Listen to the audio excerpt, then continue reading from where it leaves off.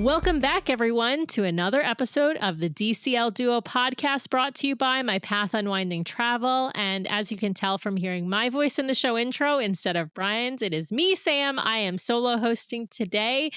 Brian's not feeling well today, so I am going to not do the show on my own, but host on my own because I am lucky enough to have a wonderful guest who has been on the show a couple of times before. I think the last time that you were on, Kelly, we talked about maybe the Adriatic sailing that you did on Adventures by Disney. Yeah, but welcome back to the show, Kelly. Thank you. Thanks for having me. I'm excited to talk about the treasure and relive my cruise. I love it. You know, we're obsessed with the treasure, so I always want to talk about the treasure. It's like talking about the treasure all the time. As I mentioned pre-show when we were chatting, we're about to head back on the treasure in just a few days, myself, Brian, and Nathan.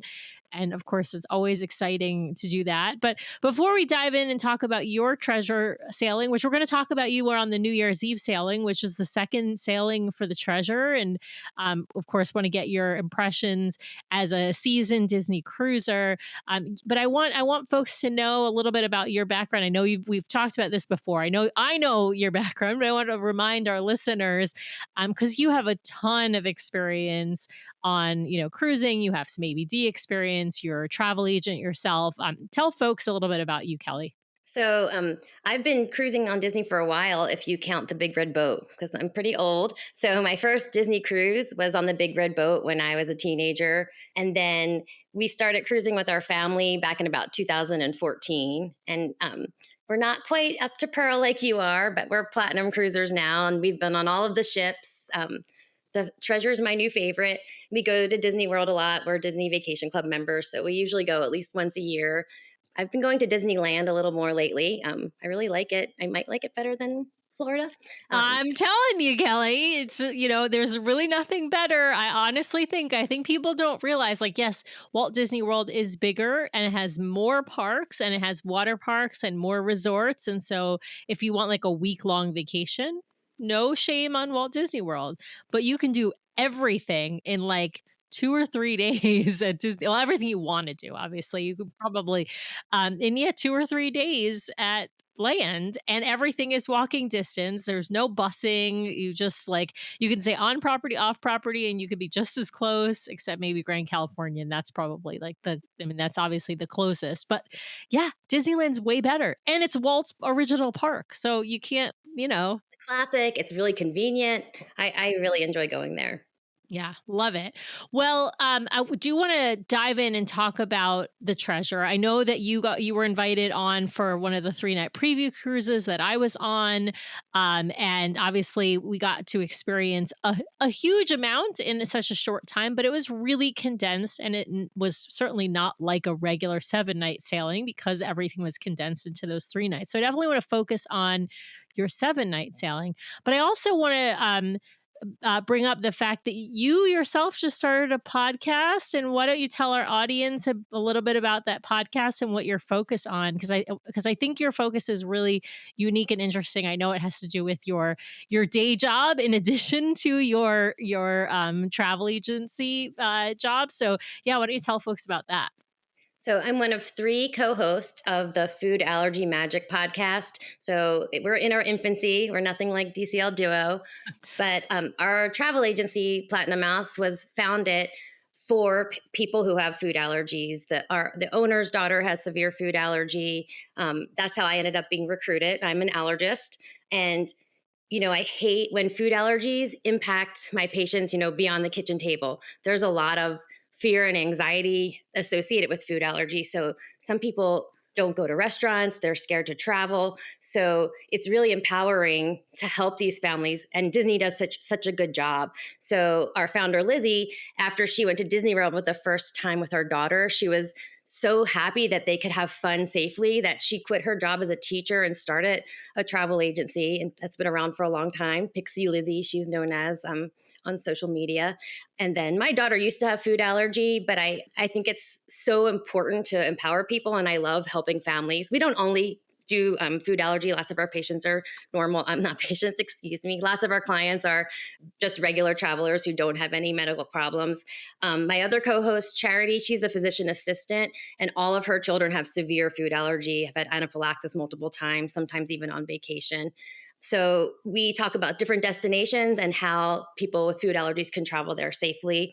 We have some other health professionals, nurses who are in our agency, and some of them focus on other special needs stuff, autism travel, traveling with epilepsy. So, if you have a medical condition that might make it tricky to travel, because some of us are health professionals, we can kind of help you guide through that. So, we're having trip reports and talking about how people successfully navigated their food allergies when traveling. Awesome. I think it's something that people are talking about more and more because obviously food allergies are, I think, more prevalent than they used to be in our society. And I think there's just a little bit, there's a more awareness about it as well, right? And I love that on Disney Cruise Line in particular, they always ask the first time you sit down with any new serving team, they're going to ask, does anybody have any food allergies? That's before they ask for your drink order, they want to know because they want to be able to prepare. And of course, you submit all that information ahead of time also, but they are verifying it right then and there as well to make sure that nothing is going to be a problem or a safety issue. I'm sure that's much more difficult outside of the Disney bubble from a lot of folks that we've talked to and talking about all kinds of food allergies, but how the Disney bubble tends to take care of that better. We did actually a great episode though with our friend Ashley, who did the Adventures by Disney in Southern California and actually had a really hard time at Disneyland with food allergy issues. And so I'm really where they were it was sort of a comedy of errors, honestly. It was like they were short staffed at Disneyland, so there were not enough food professionals, and they didn't have certain ingredients, and so it was kind of frankly a mess. But I would say that's the exception, not the rule. But even at Disney, it can be a big issue. So Right, that's something that guests with food allergies face all the time. yeah, One thing and I love about Disney Cruise Line, though, is not just that they keep you safe, but they make you happy, right? You're not just yeah, having like some boring bowl of plain white rice, They're right. making like delicious foods for you. And the chefs really try to accommodate, especially in Disney World, they do as well. So that it's really nice that the kids can, enjoy really fun foods. I know Charity, my co host, her kids, they love going on Disney Cruise Line because they get to have really fancy desserts that they don't usually get to have at Oh. restaurants, at home. Yeah. Yeah, that's so hard. Honestly, as someone who doesn't have food allergies or any really dietary restrictions at all, I have some sensitivity to milk, but that's a pretty easy one to work around. You either pop some lactate or just avoid it. That's not and it's not in small doses. I'm fine. I don't have any problems with that. It's just some, mild lactose intolerance that a lot of us have. But yeah, I mean, I we have to eat in order to live, and so it's not something that you can like avoid completely, right? Like if you have an allergy to, I don't know, alcohol, for example, like you can just avoid it completely, right? But if you have an allergy to food, you can't avoid all food, right? You have to, we have to live. Well, I'd love to, dive into talking about your 7 night treasure cruise. Of course, you did the New Year's Eve itinerary, which is always fun to be on board a Disney ship for New Year's Eve. Yours was even more special since it was the second, official sailing or second revenue sailing for the Disney Treasure. Why did you all choose that sailing? And tell us who was in your sailing party because I think you told me you had quite a big group. We had a very big group. So we were interested in the inaugural sailing, but we like to be home on Christmas. So we didn't want to do that. So the second sailing was great. We've never been on a cruise on New Year's Eve. So we really wanted to experience that as well. And everyone had off from school. So it kind of worked out. There were 18 of us, and I think 5 different staterooms. So 3 families, we all have a bunch of kids. We range from age 4 to in their mid 70s. Most of them are teens and tweens. We have lots of teens and tweens, so they really had a lot of fun hanging out together. Yeah. And remind me the ages of your kids. I think they're teens. Am I right? Yeah, my kids are 14, 16, and 18. Definitely all in the sweet spot of teenagerhood. Well, I guess technically they are Vibe and 1820 society now. Wow, that's kind of amazing. My son brought his girlfriend too, so they were able to go to Palo for the first time. That was really, I think they had fun together. We all went to Palo, but all the adults, and we had a private brunch, which was really nice. But the two of them went to dinner together as a date, and that was because he's always known about Palo, but this was the first time he could enjoy it. I love that. It's like a rite of passage. We've been talking to Nathan about Palo for, ever since we started cruising, and I can't wait. I mean, he's only 11, so he's got time to wait, but I can't wait for like the first time we can take him to Palo, like maybe for his like 18th birthday or something like that. I think that will be just a really really fun thing to do. Well, let's talk about for planning this cruise. You have with that many people, how I'll be honest, I don't even know how one would plan for a group that size because I've never had to plan for a group that size. Yeah, like how is that wrangling everybody together? Did everybody book their own sort of excursions or and do their own onboard bookings, or did you kind of coordinate everybody? How did that all work? Coordinated everything. It was nice because it was a lot of kids and we all live in different states, but they all had off that week. So that made the dates for the cruise easy. And then after that, I just tried to find, they're all places we've been to before. So we found things that we knew would work well with groups. And we just all did everything together. We did all our excursions together. Wow, that's amazing. Now, did you book the excursions through DCL or did you book them privately? No, we did it all private, except on Castaway, we did parasailing and banana boat and things like that. Oh, fun, fun. Yeah. Well, I think with a larger group, especially if you have different like Castaway Club status in different rooms, like it would be quite difficult to coordinate and all book the same excursion. And when you have a larger group, you can probably book private excursions. In fact, you're big enough, you could probably fill like two private groups, depending upon if like half the people want to do one thing and half the people want to do something else.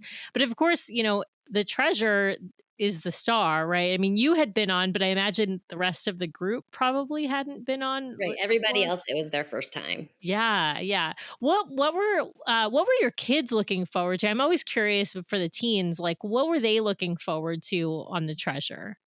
Well, my 18-year-old just wanted to get back to the burritos at Mickey's Cantina because that was his favorite thing about the Wish, and he couldn't stop thinking about it. But I think really for most of them, well, for both boys, it's food, all the restaurants and all the food.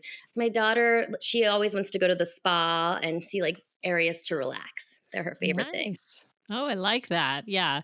I wish that I relaxed more, but I definitely enjoy the spa, but I wish that I would like slow down and relax more. I'm hoping maybe I'll do that next week when we're on the treasure, You but had a we'll chance see. to check a lot of stuff out already, so maybe you'll have some time to. Yes, yes. But I have such bad FOMO, Kelly. I am my own worst enemy in that way though. I like just want to do and see everything and I want to video things and yeah, I'm like I said, I need to tell myself, relax, go to the spa, go to the rainforest room, something like that. Yeah. Nice. Well, and what were you looking forward to the most? Having of course been on the preview, you had gotten to see, the shows and experience dinner at each of the restaurants one night, but not obviously the full array of what was on board. But what were you looking forward to the most about getting on for a full 7 night sailing? The thing I wanted to do most was to see the tale of Moana again, um, because I just loved it. But a lot of it was just to like enjoy the atmosphere of the treasure. I think like it's so beautiful and full of detail. Like Mhm. I just wanted to go to every lounge again and see things that I probably missed on the more rushed kind of 3-day cruise. Mhm. So I just love the atmosphere of the treasure. So it wasn't one particular thing. I just wanted to get back and see all the details and check all the spaces out again. Awesome. Well, let's talk about some of those spaces and which ones are perhaps your favorite or why. But I'm not questioning you having favorites. Clearly, like as you've heard me say, like Treasure is now my favorite. I know Treasure is now your favorite of in the Disney fleet. I'm just always curious, like which venue speaks to each person the most, right? With so many great venues, so many great bar spaces, for example, on board the Treasure, which is the one that speaks to you, Kelly? I like the Soul Cat Lounge best of the lounge spaces. I thought the design was beautiful. I like the little window bar out into the atrium so you could kind of people watch and see what's going on. The piano in there, I like always live music. So I thought that was a great place to listen to live music, and it was just pretty. We got that cat glass. That was fun. Oh, you did? Um, Yeah. yeah. The Nice. place we spent the most time at, I think, was the Rose, the adults in our group. The guys in our group really like this special old fashioned at the Rose. So we would go there a lot of evenings to hang out before dinner. Yeah. The Rose is such a great venue. I think a lot of people, because it's kind of off the beaten path, right? Because it's over by Palo and Enchante, and you wouldn't walk past it. Like if you were just walking the ship, you probably wouldn't walk by it, or at least not even know that you're walking by it. I think it gets actually quite undersubscribed, meaning it's like the venue that, when Scat Cat is really busy and maybe Haunted Mansion is busy and maybe Skipper Society is busy, the Rose might have just like a handful of people in there. So it's like a perfect quiet spot to go and have that before or after dinner cocktail. Yeah, it was definitely easy because there was a lot of us. So that was the Mhm. easiest place too for us to all sit together at those busy times. Yeah, For that's a really sure. good I point. think Yeah. it's similar to like the Meridian on the Dream and Fantasy. I think some people don't even realize they can go there if they don't have reservations at an adult dining venue. Yeah, and that's a great point for those listening. If you are an adult, you can go to the Rose whenever it's open. It is not just for people going to Apollo or Enchante. They have lovely drinks. It's a beautiful space. There are people who are, sort of having a cocktail before going into Enchante or Apollo, but it's not exclusive to that whatsoever. And they have really wonderful bartenders. And of course, you can always ask them what's in the bin and they will tell you what bottles have been opened, and you can get sometimes really good glasses of wine for a lot less expensive than what they might otherwise be. Yeah, that's my favorite thing there is the wine bin for Yeah, sure. absolutely. I'd love to know what you thought of the dining experiences on board the Treasure, because I think that's where, the Treasure gets to differentiate herself so much from the Wish, because even though she has two of the same restaurants, you got a second night in 1923, you got a second night in Marvel, and then you have a whole different restaurant in Coco as compared to Arendelle on the Wish. Yeah, what do you think of the let's start with Coco and sort of vis-a-vis Arendelle, which one is the winner between those two? For me, it's Coco. I thought like as soon as you walk in, that beautiful ofrenda, it's the details on it are amazing. I took so many pictures and videos of it.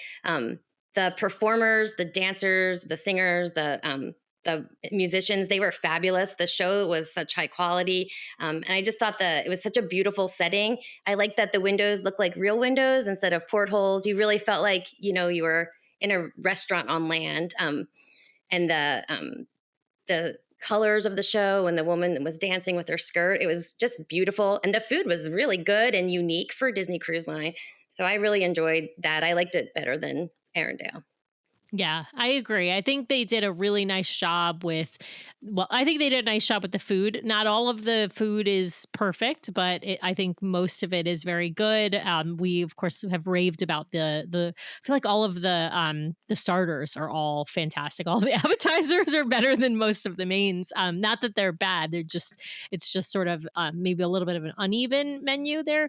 But I think they've done just a better job with the integration between the show and dinner. I feel like that's where there's it's so hard on, I actually love Arendelle, on the Wish, but I still feel like it just really, interrupts your dinner, and dinner is like the food is not at all the focus. The show is completely the focus, and it's even louder in Arendelle than in Coco. I don't know if you agree there. I felt like Arendelle was louder too. I haven't been on the Wish for a while, so I don't remember what the timing of the show, but I did feel like it's kind of loud. And now I don't know if they've adjusted that since I've sailed on the Wish, but I thought it was more relaxing at Coco than it is at Arendelle. Yeah. And of course, you get chips and salsa. So, I mean, that's already a plus, right? What about at Marvel? Because obviously on the Wish, we've got the same, that Marvel Night 1 is the same between the Wish and the Treasure. But then you've got this second night with different food and a different show on night 2. I'm curious what you think of that. Is that a hit? Is that a miss? Should they have done something different? I wish it was more different than it is. It's like so similar to the Wish. It's my least favorite restaurant on the Treasure. I felt like the food was my least favorite. My kids also felt the same. The show on the second night was short, but I kind of like that. I think sometimes people want a quiet dinner and not like a loud show every evening. So I like that the show on the second night was kind of less intrusive in the meal than the first night show. Totally agree. I think night 2 is way better. The show is better. The food, yeah, I'd say probably it's probably the week. Well, I liked the second night menu actually. Liked a couple of dishes on the second night menu, but I'd say the food isn't like amazing in there either. But yeah, it's definitely, I think, a step up. But I agree. I wish they would have. I'll be honest. I like the theming of Marvel, and I like the restaurant. I just wish they had done 2 brand new shows instead of doing one show that was a repeat from The Wish. If they had done 2 shows very similar, to, to the night 2, like in sort of the way that it like intermittently interrupts but not completely interrupts dinner, like I think Definitely. that yeah, like that just model is better, right? Yeah. They figured out a better balance on that night too. I'd love to hear what you think about 1923. It's of course similar but not exactly the same. Some of the decor is different in the restaurant, but yeah, I'd love to hear what you think about 1923 on the Treasure as well. I really like the 1923. I like it's elegant and quiet. I feel like it's a nice, relaxing place for dinner. I love it's almost like a little museum with all of the different, different things from different movies and cartoons. So I enjoyed that, and we got dressed up in 1920s clothes when You we went. did? I We love did, that. and we did that on the preview cruise, and then also for the our 7 night cruise, we asked to be in that restaurant on New Year's Eve, and our wish was granted. So that way, we were all dressed up on New Year's Eve. So I really like it. I like the decor in there, and I also enjoy breakfast there. On one of our sea days, we went there for breakfast, and it's really just such a nice. Uh, like it's a beautiful spot with really good food, and so I like that over cabanas for breakfast for sure on a sea day if you have time.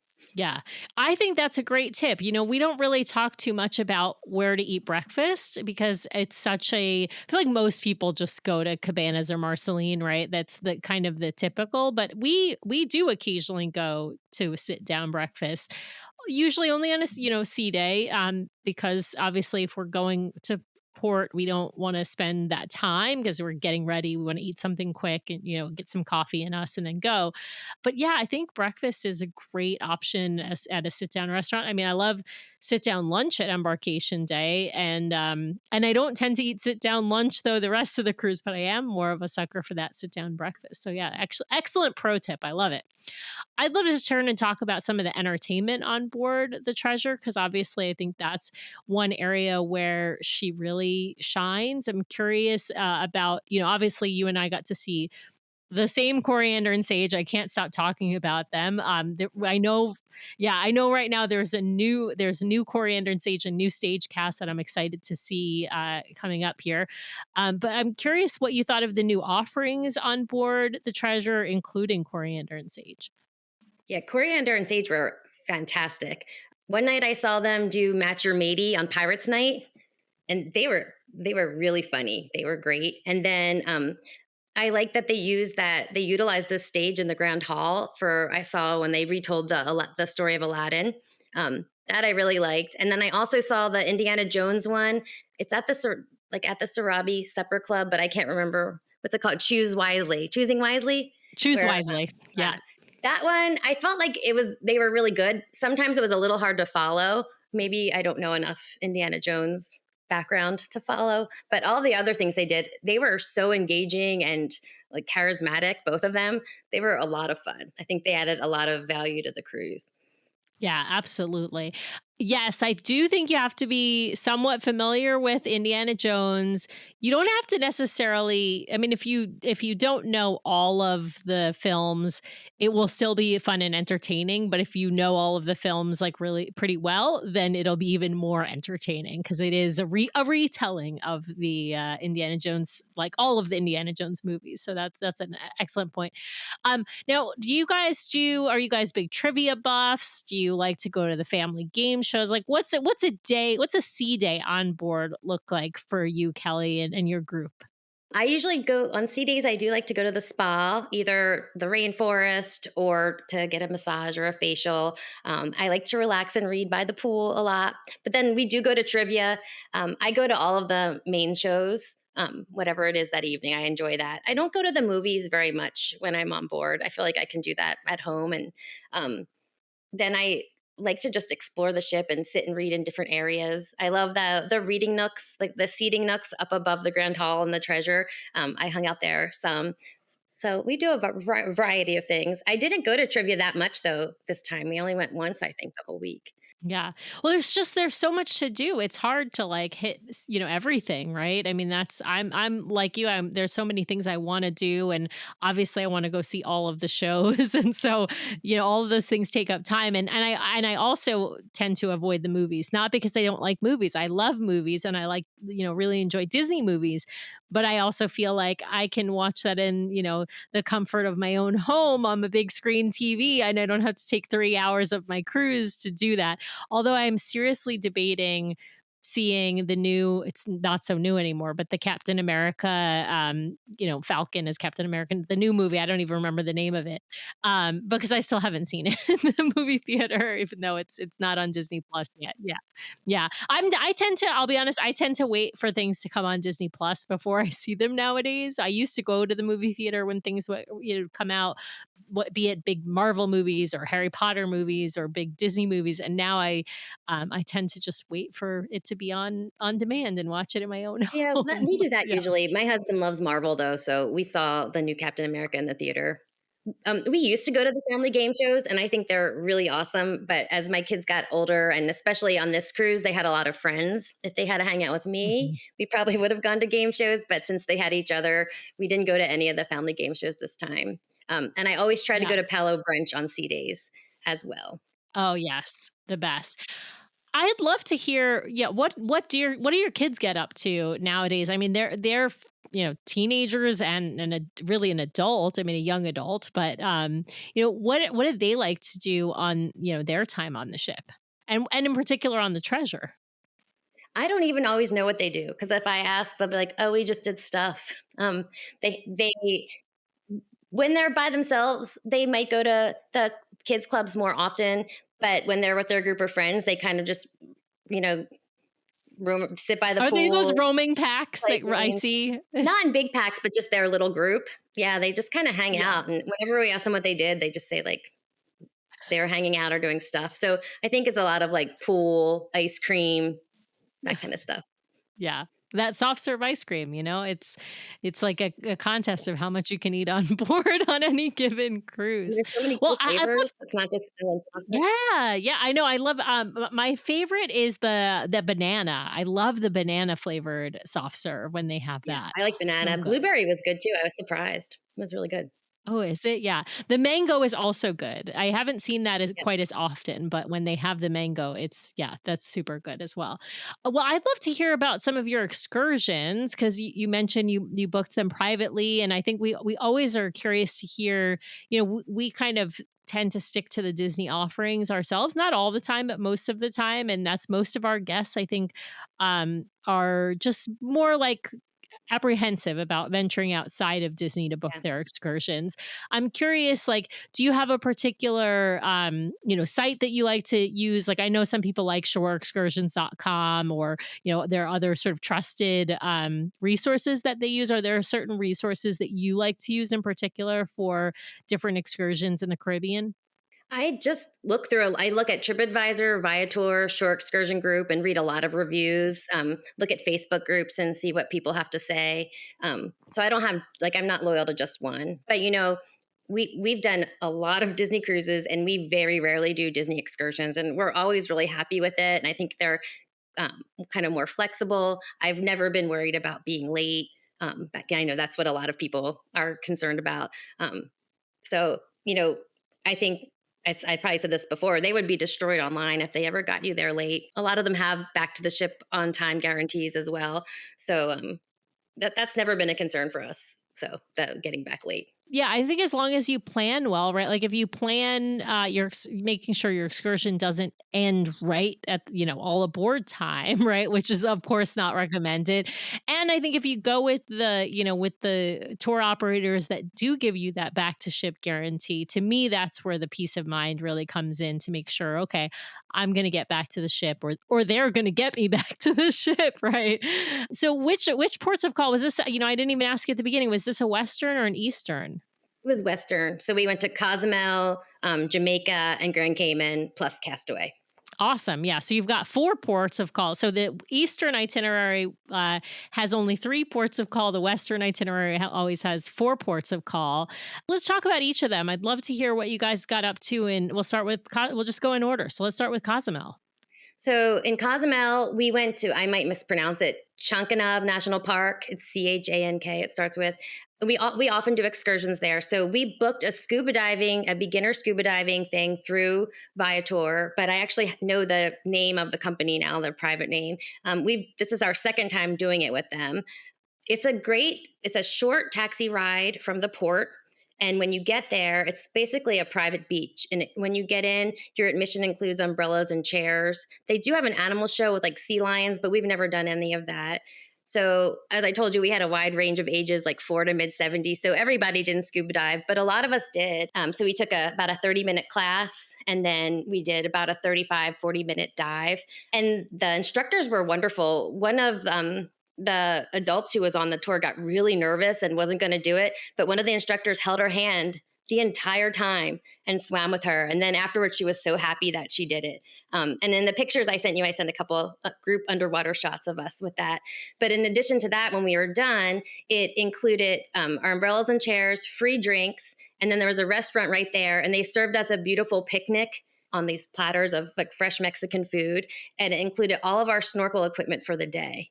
Wow. Yeah, it was a really good deal. And those of us who didn't scuba dive, I think they had to pay about $15 a person if you weren't scuba diving to get into the national park. But then after that, it included all of the chairs and everything. Now, the beach was beautiful, but for little ones, it could be a little bit hard. It wasn't like the regular beach. It's kind of rocky. So you had to take steps into the water. And then they had little rafts floating out and you could swim out and like sit on rafts. A lot of the teenagers did that and they enjoy like tropical drinks on the beach. So it was a really, really fun day and it was not, it was very affordable. Wow. What was the name of the company that you? So it's Black Marlin Divers, but they spell it Marlyn. And on Facebook, you can look up Black Marlin Divers spelled that way. They gave us their card in case we come back. Because I prefer to book directly with them instead of having, Viator get a cut. Exactly.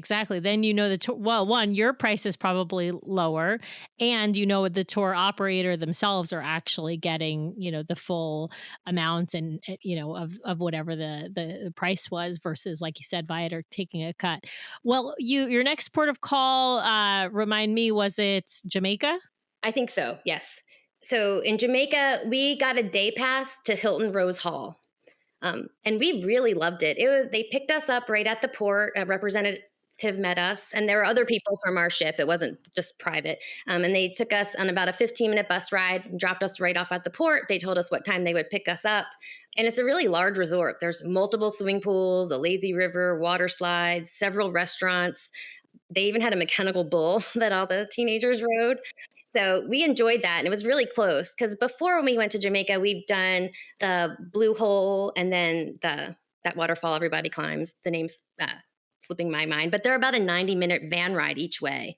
And with all those kids, we didn't think that would be fun. So this was really close. And I enjoyed it. Sometimes on Jamaica, we've thought about just staying on the ship, but I think we would definitely do this again. It was affordable. It was safe. Included all your food and drinks for the day and all your activities. And everyone had fun. The teenagers said they want to go back there. Oh, that's awesome. Now, did you book this directly through Hilton then?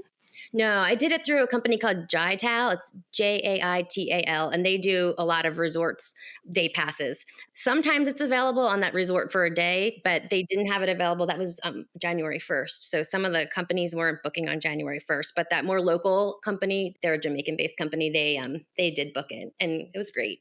That's awesome. Yeah. I mean, we're always looking for great excursions to recommend to people. People are constantly asking us, like, what's a great place to go on your own, whether it's a resort or, scuba diving, snorkeling, whatever, right? Like it's always fun to hear what else is out there beyond what Disney's offering. Cause there's more out there than what Disney's offering and usually at a better price point. And Disney did offer an all-inclusive resort day pass as well, like booking straight through them, but this was a lot less expensive.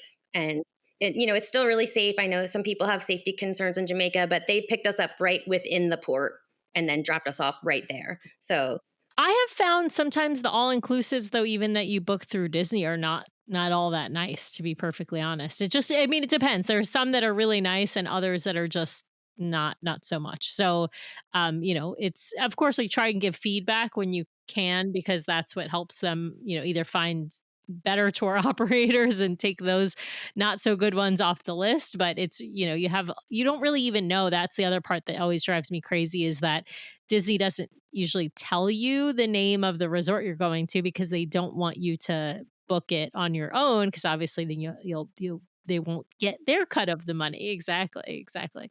All right. Well, your third port of call was remind me. Oh, Grand Cayman.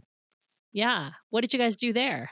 So we booked a private catamaran for the 18 of us Oh, for the fantastic. day. It was really fun. It was big. You can book up to 50 people on it. It was just the 18 of us, and we stopped at Stingray City. And you go and feed the stingrays. That was really fun. They brought food. We had a lot of time there, and then we snorkeled at Coral Gardens for a while. We made one other snorkel stop. I'm not sure where it was. I think it might have been near Rum Point. And then at the end, we ended up on Starfish Beach and we walked around that little island for a while and then went back. And it was great. And that company, I also booked originally through Viator or Viator, but they are called Aquarius Sea Tours.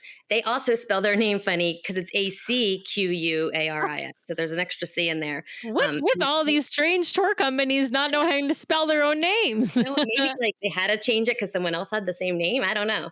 Um, but that was called the Buccaneer, and it wasn't like a super fancy catamaran, but for what we did, it was really fun. And it included like beer and soda and cold water and stuff. We bought some snacks at the port right when you get off the ship at Grand Cayman.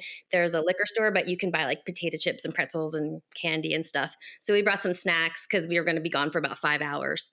And then they provided the drinks. Nice. That sounds awesome. No, I have to ask, did you get to see any starfish at Starfish Beach? Because we've heard We mixed did, yeah. views. Okay. Yeah, we saw, I don't know, 10, 12 starfish, not a ton, but we saw some. The kids took pictures. They were very careful to keep them underwater and not like hold them up and, injure the starfish. Right, right. Oh, well, good. I like to hear that. Like I said, I've heard for folks paying for like the Disney excursion that goes to Starfish Beach and then not seeing any starfish. And that would be a really big disappointment, I feel like. And that's the draw, right? And then you Yeah. don't see any. 'Cause otherwise, it's a cute beach, but there's nothing like remarkable about the beach. So it would be disappointing if you didn't see any. And we found a bunch of empty conch shells too on that beach. Oh, lovely. That's awesome. All right. Well, of course, I have to ask you about Castaway, the best port of all. Although maybe not if you compare it to Lookout, because that's amazing too. But yeah, but I'd love to hear what you mentioned parasailing. Did parasailing happen? I always love to ask. Did, Yeah. yes. Yay. Yeah, it's only the second time we successfully parasailed. We book it every time, and usually it's too windy, but they got to go. We didn't get, they're all, most of them are silver cruisers. So we could only book 6 spots with our platinum spots. So everyone didn't get to go parasailing, but 6 of them did. We also did jet skis. They brought them back. They Oh, had been fun. gone for a Oh, while. yeah. Yeah. And so and 2 people, the price that Disney lists is for 2 people on one jet ski, which makes the price a little bit better. There weren't enough spots for me to go, but everyone who went loved it, and they took them to a sandbar and they can relax for a little while in the water, and they said it was like beautiful turquoise water. And then they went back and they let them go pretty fast. My oldest was worried that they would make them go slow because Disney's safe, but he said they were going really fast. We also did the banana boat in the morning. Everybody did the banana boat. Oh my goodness. So you guys did a ton of I mean, most people, it's so funny. Most people I feel like they go to Castaway and we don't do any excursions. You guys like across your group 3 different excursions. Yeah, That's we a did a lot lot. that day. Yeah. That's awesome. How was the banana boat? It was really fun, and it was neat to see all like they go around the perimeter of the island, so we got to see a lot of the island that I don't usually get to see. So it was fun, but definitely pro tip: bring goggles Oh, okay. because the water is like splashing in your face. So some people didn't have goggles, and they said that they had to close their eyes a lot. Oh yeah. Yeah. I mean, it's that salt water that can be really irritating on your eyes if it's, And constant. even like this with the sunglasses on, some people will still get it in their eyes. So the operators had a few pairs of goggles to wear if you want to wear public goggles, but it's important to have some. Yeah, yeah. Okay, good tip. I love that.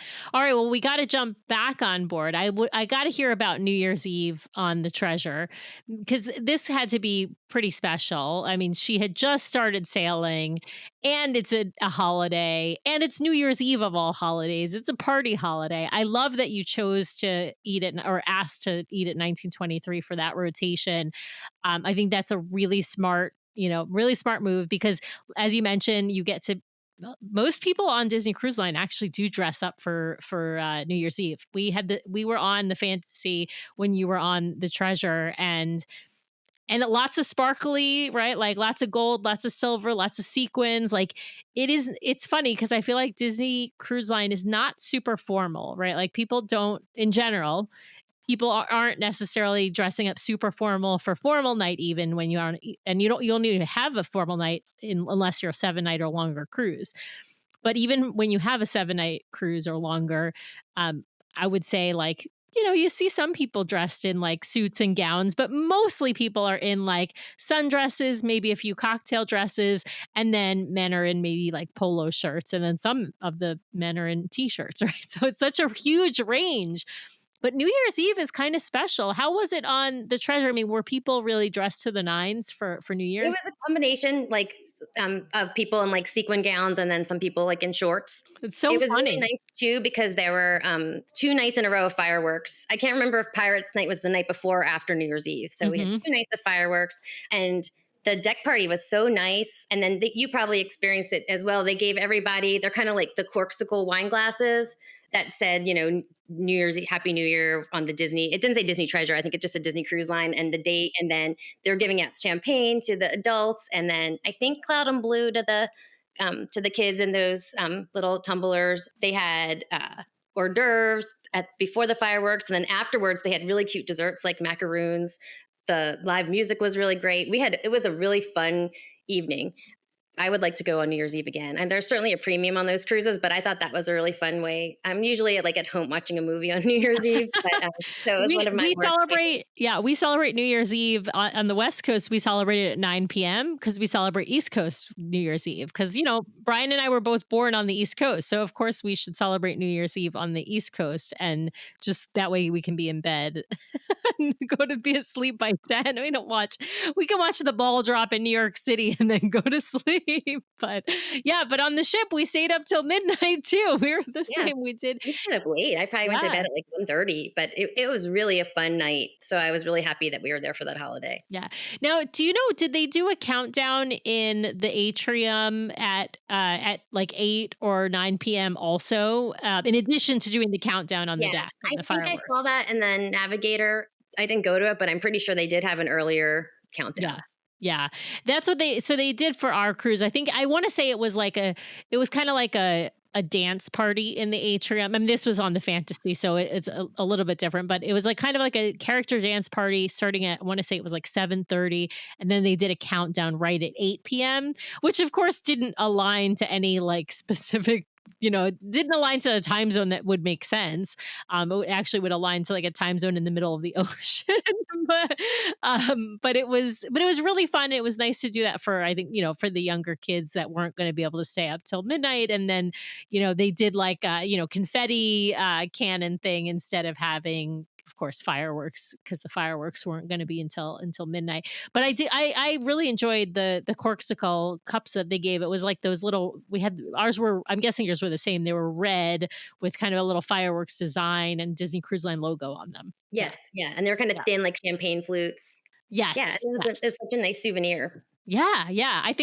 I know we brought home 3, we might have brought home 4 of them, but yeah, we grabbed, I don't remember if the kids' drink was the Cloudum or was like the Martinelli's cider, but it was one or the other. It was Yeah, obviously a non-alcoholic, and they had, hopefully, yes. yeah, the kids' one had a straw in it, and the adult one had no straw, and that's how you knew which one to take. That's what they, at least that's what the waiter said. I don't know what they gave what they gave each other. But curious, of course, we haven't talked about Haunted Mansion Parlor, and I feel like I would be remiss if I didn't ask you. And then, of course, I want to ask you about the shows. I know you mentioned at the top of the show you were looking forward to going back and seeing Tale of Moana again.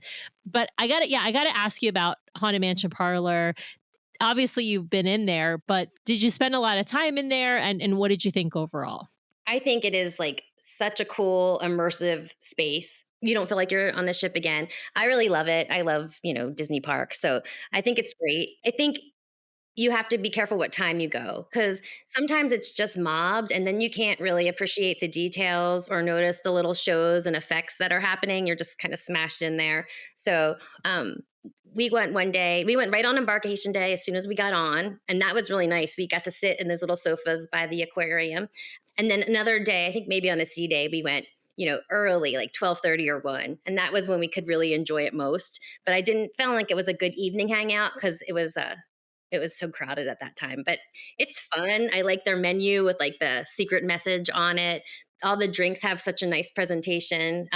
So I think that's a big hit. I understand why they're putting the same one on the Destiny. Totally. Totally agree. I mean, as much as I would like them to do something different on the Destiny, it's such a, like, they hit it out of the park so well. And I'm sure they like overspent on that space, if that makes it, like, overspent on the Imagineering side and the design side, right? And so it makes sense to me that they would save some design money and just replicate on the Destiny, because and it is such a hit, and of course they want to attract people to the newer ships. Now we got to talk shows. Seas the Adventure, Beauty and the Beast, Tale of Moana. You know what I think, but I want to know what you think, Kelly. So the Tale of Moana, I love shows. I like musicals, so I knew I would like it. But I was like, I was blown away with the quality of it. It is so good, and I expect good shows on Disney Cruise Line, but this was like it. They hit it out of the park. It was so much better than I had even expected. It's definitely my new favorite. And when we went on our second cruise, this might have been your case too. We got in line really early, like Mhm. 45 minutes before the show, so that we could get good seats. And I'm glad we did because it's everyone knows how good it is. I know they've added a matinee show to help with that problem on subsequent sailings, but I really loved it, and I was so happy I got to see it twice. I'll have Yeah. to book another cruise on the Treasure now so I can see it Exactly. again. Exactly. Well, but I do think that's a really good pro tip, because I even with the matinee being added, and it just depends on the itinerary. I've actually seen it, a couple of itineraries where they're doing Tale of Moana 2 nights in a row, both the early and the late, so they're doing 4 shows over the course of 2 days and not doing a matinee. And then I've seen other itineraries where they were done 3 shows in one day, doing a matinee and then, the early show and then the late show. So I don't know if they're still just sort of tinkering operations wise and trying to figure out what's the best way to get everyone to be able to see that show. I mean, I would go see it twice on a sailing if it fit in my schedule well enough. Like, I'm probably not going to skip dinner because I really enjoy the, sort of, well, I enjoy the family time at dinner and the time with our, with friends when we're sailing with friends. But I just love that show so, so much. And I think, of course, as I've said before on the show, I think having all 3 of those shows on one ship, which to me are some of the best. I mean, Seize the Adventure, I think to me, it's the best of the string it together and create a plot show. Now, I don't think those shows are the best in the entire, fleet, but I think of that type, I think Seize the Adventure is the I best. agree, yeah. Yeah. I love the Princess and the Frog section in that. Oh, It's so So good. good. So Yeah. good. And I love Hercules, Go the Distance, right? Like so many good musical numbers. And I know it's other people probably will laugh at me, but I love the Go with the Flow, the Crush song, which is just like the Finding Nemo show at Animal Kingdom. It's that song and that scene. I think they do just a great job with the puppetry in that scene. So, yeah, and then of course I've raved about Beauty and the Beast being now only the second best show in the Disney Cruise Definitely. Line That's true fleet. too. Yeah. Yeah, yeah. So, but so you've got 3 amazing shows on one ship. I mean, what could be better than that? Well, Kelly, have we missed anything? I feel like we've hit like lots of different categories, but I don't know that of course, you know, we can't go day by day and go through every single thing that you or your family did on this cruise, but I want to know if we've missed anything, either highlights or lowlights, because I always think, we say there's room for improvement at times, especially on a sailing as early on in the season for the Treasure. We were lucky. We got, I think, overall good service. We had some hiccups with our dining team, though. Just curious, any highlights or lowlights that we haven't covered? So highlights, we did a private brunch at Palo. So we got to be in that private room and we had our own like balcony. And that was just wonderful. I mean, Palo is always wonderful, but in that room, it was really special. I also really like the Imagineering tour. It's called the Art of the Theme tour on the other ships, but I can't remember what it's called exactly on the Treasure. You have to sign up for it. You can find it under onboard fun on the DCL Navigator, but not until you get to the port. Yeah. Um, And you and gotta sign up, like, that first day because it books up, and, you're right, it's called, like, Imagineering the Treasure or Imagineering the Wish, 'cause it's got the same name on the Treasure and on the Wish, but it is a different name than the Art of the Theme Ship tour on the other 4 ships.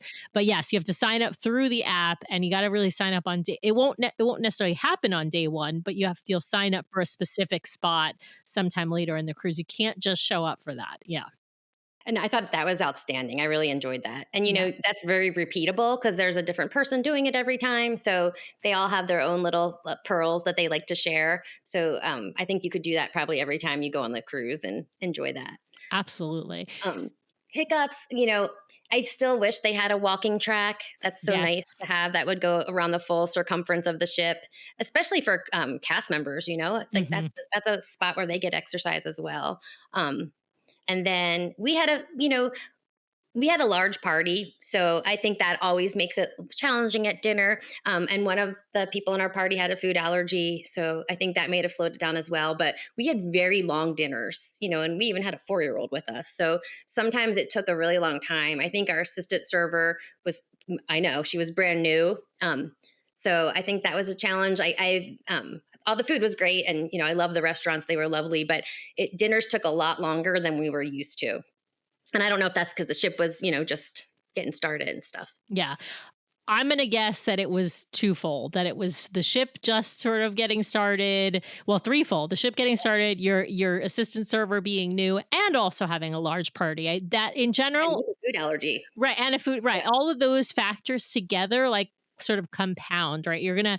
I feel like on the newer the ship, more slow dinner is gonna sort of start out, yeah, and they don't have everything working operationally. Because even the preview cruises, like, the preview cruises are not full. I think people don't know right. this, but, like, the preview cruises might have, like, 1,500 people for, like, a 4,000 person ship, and it seems crowded still because it's all adults, or almost all adults for the Almost all previews, right? So, like, certain things are still quite crowded, but for the dining experiences, no, they're, like, not even at full, not even at, like, half capacity when they're feeding people. And so right. when they have, like, a full ship for the maiden voyage or the second voyage, for even the first, like, 6 months, right? Like, they're still working out those operational kinks. And as much as it Definitely. is a replicating of what's on the Wish, it's still like a lot of new people.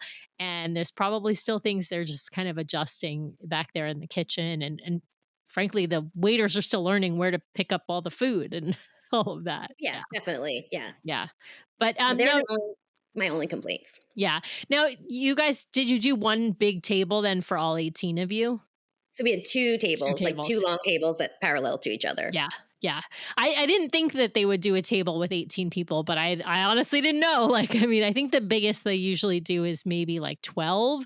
I think And so, because one time we were a party of 24 when we did our Iceland cruise, and we were 2 tables of 12 then. yes, that's I mean, that's still 12 is a lot, right? So yeah, 10, 8, that's a large table. 6 is kind of typical. 6 or under is more, typical and certainly easier for them to kind of move things more quickly. Well, Kelly, at the top of the show, you gave us the spoiler that the Treasure is now your favorite ship.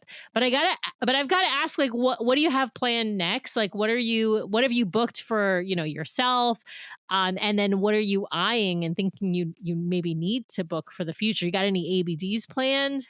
I don't have any ABDs planned right now. One of my kids is starting college soon, and then I have another one the next summer. So it's kind of hard to plan too far out in advance. Sure. We are going on a concierge sailing aboard the Magic in August that stops at both Lookout and Castaway. So I'm Oh, very excited for lovely. that. And Yeah. I just found out we got cabanas at both of them. Oh, Um, amazing. yeah, I'm really excited. That's the jackpot. Yeah. We're going to go on the Destiny in April. So a little bit less than a year from now. And then we're going to go to Alaska next summer in 2026. Oh, amazing. So you guys have a ton of stuff planned. Okay. Well, you're always welcome to come back, Kelly. We love having you on. You're such a valuable resource, both from the food allergy standpoint, but also just a great resource because obviously you love cruising and you have such a passion for it and so much experience with it. So, and of course, you're welcome to come back anytime. But thanks so much for coming. If you why don't you let folks know if they want to follow along with you in your travels on the interwebs, or if they want to book their travel with you, how they can get in touch with you? Yeah, you can go to platinummouse.com/Kelly. You can email me at Kelly@platinummouse. On Facebook, I have a group called After All Travel, and we have a lot of little smaller groups for the people listening today. I have one called Disney Treasure Cruise Planning, and it's all about the treasure. So it's a great place to go if you want to relive your trip on the treasure or if you're planning one. Awesome. Awesome. Well, thanks so much again, Kelly, for coming on. I so appreciate it. And as I said, you're welcome back anytime. Thanks for having me. This was fun.